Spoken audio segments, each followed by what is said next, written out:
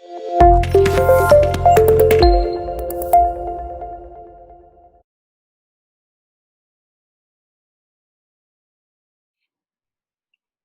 Number 77 pro रेटा का पहला बड़ा क्वेश्चन करने वाले हैं हम, जिसमें अभी तक हमने जितने भी करे थे उसमें कोई फोर फीचर नहीं था, अब फोर फीचर भी है। तो ध्यान से देखना, इजी क्वेश्चन है बट पहला बड़ा क्वेश्चन है, तो डायरेक्टली डिफिकल्ट नहीं करना चाहिए, बेसिक अंडरस्टैंडिंग के लिए। ठीक है, क्वेश्चन नंबर 77। कलर्स ले लेते हैं, एक second.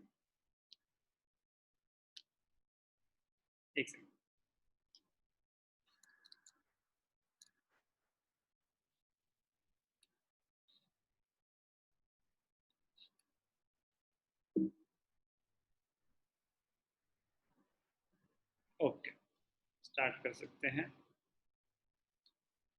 Question number 77. Himalaya Company Limited issued for public subscription 1,20,000 shares. तो यहाँ पे number shares given है 1,20,000 shares of rupees 10 each at a premium of rupees 2 per share, payable 3 on application, 2 on allotment, 5 on allotment including premium. तो allotment क्या हो जाएगी 3 plus 2. तो face value, securities premium reserve, total. ये step हमेशा करना चाहिए। फर्स्ट कॉल 2 और सेकंड कॉल भी 2। तो 10 रुपए का शेयर है, 2 रुपए उस पर प्रीमियम है, टोटल हो गया 12 रुपए का। 3, 5, 2, 2। ठीक है। Application were receive for 1,60,000 shares. आपने कितनी इनवाइट करी थी 1,20,000। Allotment was made on pro rata basis. Excess money on application were adjusted against the amount due on allotment. Rohan to whom 4,800 shares were allotted failed to pay the 2 calls. वो 2 calls नहीं दे पाया, first call के पैसे भी नहीं दिए, second call के पैसे भी नहीं दिए। इसका मतलब होता है अलॉटमेंट पे जितना ड्यू था उसने दे दिया होगा। Okay, these shares were subsequently forfeited after the second call was made. All the forfeited shares were reissued to Tina as fully paid up at rupees 7 per share. तो fully paid up, तो 10 का share 7 में reissue हो गया। पास the necessary journal entries. तो journal entries pass करते हैं अभी हम, बैलेंस शीट अभी नहीं बना रहे। अब हमें कैसे पता चलेगा कि क्वेश्चन इजी है या डिफिकल्ट है? तो ये भी जरूरी है समझ आना कि क्वेश्चन रीड करके पता चल जाना चाहिए कि इजी है या डिफिकल्ट है। कैसे पता चलेगा? अभी टेबल बनाते हैं, प्रो रेटा टेबल, पता चल जाएगा आपको उसी से ही। एक ही कैटेगरी है तो भी 1 सेकंड लगेगा, बना देंगे। तो क्वेश्चन नंबर क्या है? क्वेश्चन नंबर है 77। इजी क्वेश्चन है, कोई बात नहीं। प्रो रेटा टेबल क्या है? प्रो रेटा टेबल में देख लेते हैं, ध्यान से देखना। एक ही कैटेगरी है, बना के दिखाते हैं।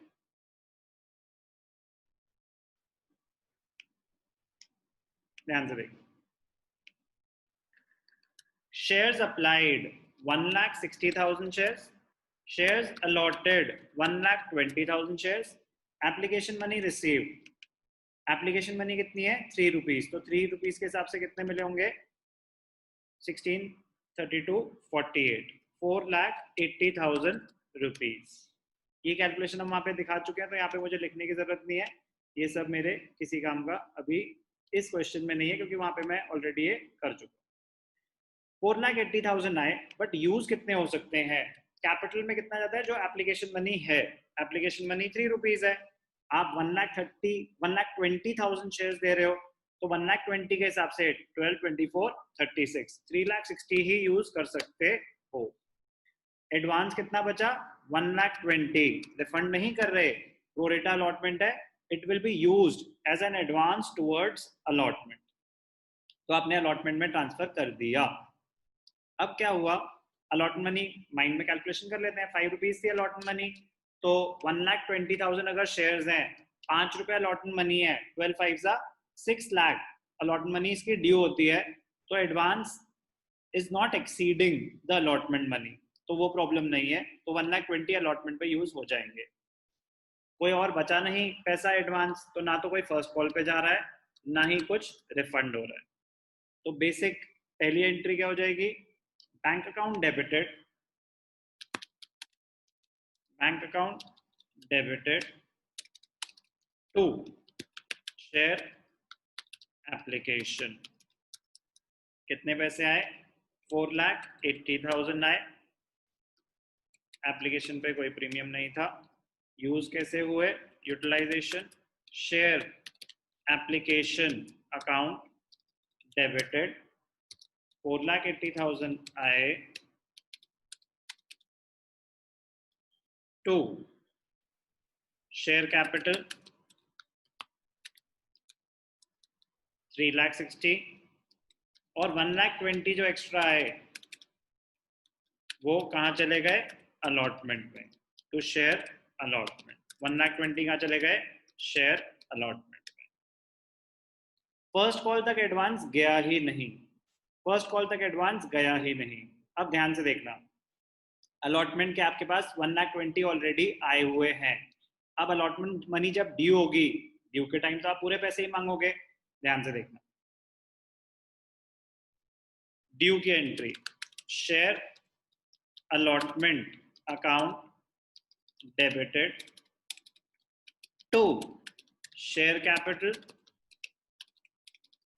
To securities premium reserve. कितने शेयर्स हैं, 1,20,000, 5 रुपए अलॉटमेंट मनी है, 12 5 60, 6 लाख रुपीज मिलने चाहिए थे, जिसमें से 2 रुपीज प्रीमियम है, तो 3,60,000 फेस वैल्यू, 2,40,000 प्रीमियम। इतने पैसे मिलने चाहिए थे, आपको 1,20,000 ऑलरेडी मिले हुए हैं। कोई भी एरियर्स नहीं है अलॉटमेंट के, जरूरत नहीं है, माइंड में कैलकुलेशन हो सकती है, बट फिर भी आपको दिखा रहा हूं कि अगर वर्किंग करते, कैलकुलेशन करते तो कैसे करते। ध्यान से देखना, बहुत ही सिंपल वर्किंग नोट है, यहाँ कंपलसरी नहीं है, जहाँ कंपलसरी होगा मैं खुद ही बताऊंगा, बट अगर है वर्किंग नोट तो वो है क्या। वर्किंग नोट में हम क्या कर रहे हैं, calculation of amount received on allotment. Compulsory नहीं था यहाँ वर्किंग नोट, बट कैलकुलेट कैसे हुआ वो बस दिखा रहा हूँ। मनी ड्यू, कितने पैसे मिलने चाहिए थे, 1,20,000 इंटू 5, 6 लाख मिलने चाहिए थे, लेस एडवांस। ऑलरेडी कितना आया हुआ है हमारे पास, 1,20,000 ऑलरेडी आया हुआ है, कोई भी एरियर्स नहीं है, तो कितने पैसे मिले होंगे अलॉटमेंट पे, 4,80,000। ये कैलकुलेशन मेंटली करी जा सकती थी। तो अब एंट्री कैसे दिखा देंगे, यहाँ पे आ जाएगा bank account debited to, arrears कोई है नहीं, ठीक है, तो डायरेक्टली एक सेकेंड, टू शेयर अलॉटमेंट।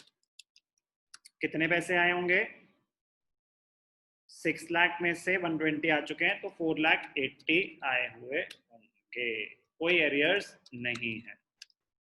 अब मैंने आपसे बोला था कि हमें ये पता चलना चाहिए क्वेश्चन आसान है या मुश्किल है, हमें कैसे पता चलेगा, है तो प्रो रेटा का, हमें तो लगता है कि प्रो रेटा के तो सारे क्वेश्चन ही डिफिकल्ट होते हैं, ऐसा कुछ भी नहीं होता। ध्यान से देखना, Rohan to whom 4,800 shares were allotted fail to pay the 2 calls. उसने अपने कॉल मनी नहीं दी, अलॉटमेंट तक तो सब कुछ दिया, रोहन 4,800 शेयर्स, ठीक है। जब हमने कैलकुलेशन करी तो हमने देखा कि एडवांस जो थोड़ा बहुत था वो तो सिर्फ अलॉटमेंट तक गया, फर्स्ट कॉल तक तो किसी का कोई एडवांस गया ही नहीं। तो अगर किसी ने फर्स्ट कॉल नहीं दी तो उसको जितने भी पैसे देने थे उसने नहीं दिए, डायरेक्ट कैलकुलेशन हो जाएगी, कोई वर्किंग नोट की जरूरत नहीं है, अभी आपको दिख जाएगा। Share first call account debited to share capital. Premium stage पे तो कुछ नहीं था, 120 इंटू आई थिंक 2 रुपए थे, चेक करेंगे। First call to, second call to, ठीक है, तो 12 टू था 2,40,000 रुपए फर्स्ट कॉल पे ड्यू थे। 240 मिलने चाहिए थे।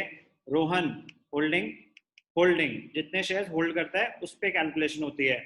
तो भैया फिर हम कैलकुलेट करते थे कि नंबर ऑफ शेयर्स अप्लाइड, वो कैलकुलेशन होती है एडवांस कैलकुलेट करने के लिए, क्योंकि उसने जब पैसे दिए होंगे फर्स्ट टाइम तो जितने शेयर्स उसने अप्लाई करे पैसे उतने दिए होंगे, बट यहाँ पे तो एडवांस फर्स्ट कॉल तक गया ही नहीं, तो मुझे उससे कोई फर्क ही नहीं पड़ता कि उसने शेयर्स अप्लाई कितने करे होंगे, क्योंकि जो एक्स्ट्रा पैसे थे वो अलॉटमेंट पे ऑलरेडी एडजस्ट हो चुके हैं।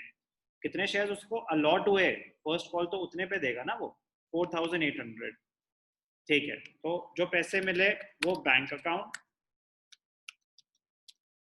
जो नहीं मिले वो calls in arrears to share first call. First call पे मिलने कितने चाहिए थे, 2,40,000। एरियर्स कितने पैसे नहीं मिले, 4,800 शेयर्स पे 2 रुपए नहीं मिले, तो कितने पैसे नहीं मिले, 9,600 नहीं मिले। तो 9,600 नहीं मिले तो कितने मिल गए होंगे, 2,30,400। तो 2,40,000 में से 2,30,400 मिल गए, 9,600 नहीं मिले। Direct calculation. ऐसे ही second call, share second and final call account debited to share capital. कितने पैसे, अगेन 2,40,000 है, सेम कैलकुलेशन हो जाएगी, वही बंदा है, 2-2 रुपए ही थे ना, तो बैंक अकाउंट डेबिटेड, टाइम क्या पास करना, bank account debited 2,30,000, calls in arrears 4,800 into 2, share second and final call आ जाएगा यहाँ पे, बस सेकंड एंड फाइनल कॉल, ठीक है। सेकंड कॉल ड्यू 240, रिसीव्ड इतना। स्ट्रेट फॉरवर्ड कैलकुलेशंस, क्यों, क्योंकि एडवांस फर्स्ट कॉल तक गया ही नहीं। तो एरियर्स अगर उस स्टेज पे हो जिस स्टेज तक एडवांस गया ही नहीं, तो डायरेक्ट कैलकुलेशन है, कोई वर्क नोट बनाने की जरूरत नहीं है। ओके, नाउ फॉर फीचर, जब एडवांस वहां तक गया ही नहीं तो डायरेक्ट कैलकुलेशन है, फॉर फीचर जैसे आप अभी तक कर रहे थे एग्जैक्टली सेम तरीके से होगा। लॉजिक तो फॉर फीचर का सेम ही होता है। क्या एंट्री होती है फॉर फीचर की, शेयर कैपिटल अकाउंट डेबिटेड, अगर प्रीमियम नहीं मिला तो रिवर्स, मिल गया तो इग्नोर। अलॉटमेंट था प्रीमियम, अलॉटमेंट स्टेज तक के तो पैसे मिल चुके हैं, तो प्रीमियम अगर मिल चुका है तो इग्नोर, तो प्रीमियम नहीं आएगा। जो पैसे नहीं मिले, टू कॉल्स इन एरियर्स, जो पैसे मिल गए, टू शेयर फॉर फीचर। कितने शेयर्स हैं, 4,800, 10 रुपए का शेयर है, 48,000। एरियर्स 4 रुपए नहीं मिले उसके, तो कैलकुलेशन तो हो ही रखी है, बट फिर भी आपके अंडरस्टैंडिंग के लिए 4,800 इंटू 4, तो कॉल्स एंड एरियर्स का टोटल 19,200, ठीक है। तो उसने पैसे दिए कितने होंगे, 4,800 इंटू 6, जो पैसे दे चुका है। पैसे तो उसने ज्यादा दिए थे, प्रीमियम अगर मिल चुका है तो इग्नोर करेंगे। उसने दिए तो 8 रुपीज थे, बट 2 रुपीज आप इग्नोर करेंगे जो प्रीमियम है, रूल है फोरफीचर का। तो कितने हो गए, 28,800 फोरफीट हो गए। Now these shares, all the shares were reissued, वो भी एक इजी पार्ट हो जाता है। 7 रुपए के शेयर्स, टीना को या मीना को, उससे हमें कोई लेना देना नहीं है, शेयर होल्डर का नाम नहीं आएगा। रीइश्यू की entry, bank account debited, discount है, तो शेयर फॉर फीचर या फॉरफीटेड शेयर एक ही बात होती है। Share forfeiture account debited to share capital, सारे के सारे शेयर्स री इशू हो रहे हैं, फुल्ली पेड अप है तो फेस वैल्यू 10 रुपए, 10 रुपए का शेयर 7 रुपए में री इशू हो रहा है, तो 4800 इंटू 7, सॉरी ठीक है, 4800 इंटू 7, 33,600 री इशू प्राइस है। तो डिस्काउंट कितना दिया आपने, आपने डिस्काउंट दिया 14,400 का, पैसे फोरफीट हुए थे 28,800, डिस्काउंट आपने दिया 14,400 का। लास्ट एंट्री होती है share forfeiture account debited to capital reserve, ये एंट्री पास, इस एंट्री का 1 मार्क होता है, 8 मार्क्स का यूजुअली क्वेश्चन आता है। 28,800 फोरफीट हुए थे, 14,400 का आपने डिस्काउंट दे दिया, तो प्रॉफिट भी कितना हुआ 14,400, तो कैपिटल रिजर्व में कितना ट्रांसफर हो जाएगा 14,400। इजी क्वेश्चन था, ठीक है, पहला क्वेश्चन इजी हो कोई फर्क नहीं पड़ता, हमें कैसे पता चलेगा इजी क्वेश्चन था, साइज में ज्यादा फर्क नहीं होगा, इतनी एंट्रीज ही डिफिकल्ट क्वेश्चन में होंगी, सब कुछ यही होगा, बट यस वहां पे कैलकुलेशन थोड़ी सी ज्यादा हो जाएगी। इजी क्यों था, क्योंकि जिस स्टेज के एरियर्स थे उस स्टेज तक एडवांस गया ही नहीं, तो अगर उस स्टेज तक एडवांस गया ही नहीं और उस स्टेज के एरियर्स हैं, तो जितना भी टोटल अमाउंट ड्यू था वो पूरे एरियर्स थे, तो डायरेक्ट कैलकुलेशन करी जा सकती है। इजी क्वेश्चन था, question number 77 of TS graver.